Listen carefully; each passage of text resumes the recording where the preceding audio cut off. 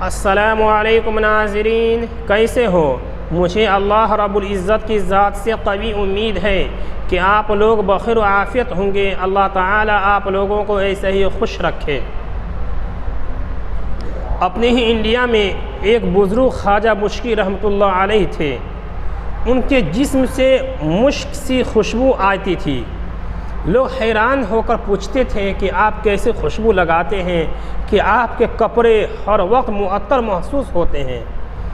کسی نے ایک مرتبہ بہت ہی مجبور کیا تو وہ فرمانے لگے، میں تو کوئی خوشبو نہیں لگاتا۔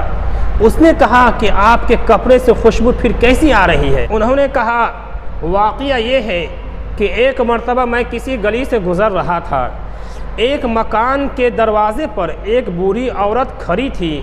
اس نے مجھے دیکھ کر کہا کہ گھر میں کوئی بیمار ہے، تم نیک بندے نظر آ رہے ہو، آ جاؤ اس کو کچھ پڑھ کر پھونک دو، ہو سکتا ہے کہ ٹھیک ہو جائے۔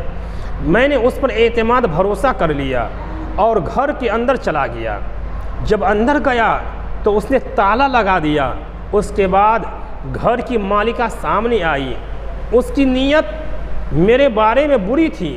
وہ کہنے لگی، میں روزانہ تجھے گزرتے ہوئے دیکھتی تھی، میرے دل میں برائی کا خیال پیدا ہوتا تھا، چنانچہ میں نے آج تجھے اس بوڑھی عورت کے ذریعے گھر بلایا ہے، لہٰذا اب میں گناہ کرنا چاہتی ہوں۔ جب اس نے نیت کا اظہار کیا تو میں بہت پریشان ہوا۔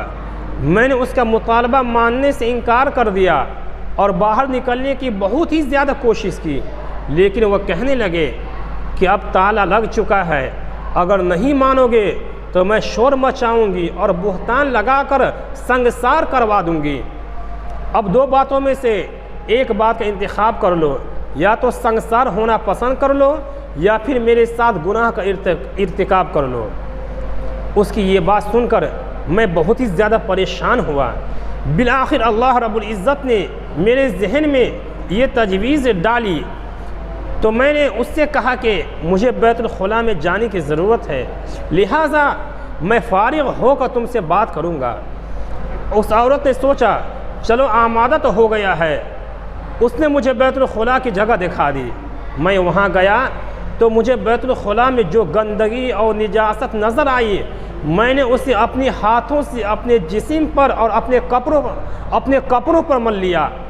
جب میں باہر نکلا تو میرے جسم سے سخت بدبو آ رہی تھی، چنانچہ جب اس عورت نے مجھے دیکھا تو اس کے دل میں میری نفرت پیدا ہو گئی اور وہ کہنے لگی، یہ تو کوئی پاگل ہے، دیوانہ ہے، مجنون ہے، نکالو اس کو یہاں سے۔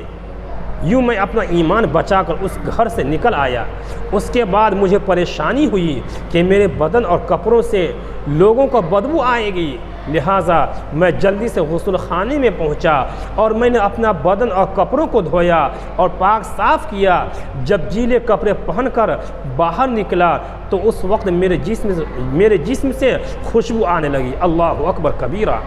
ان کا اصل نام تو کچھ اور تھا، لیکن چونکہ ان کے جسم سے مشک جیسی خوشبو آتی تھی اس لیے لوگ انہیں خواجہ مشکی کہہ کر پکارتے تھے۔ تو ایک موٹی سی بات ذہن نشی کر لینی چاہیے کہ نیکیاں کرنے سے جسم سے خوشبو آتی ہے اور گناہ کرنے سے جسم سے بدبو آتی ہے۔ ناظرین، اس ویڈیو کو لائک کریں، چینل کو سبسکرائب کریں۔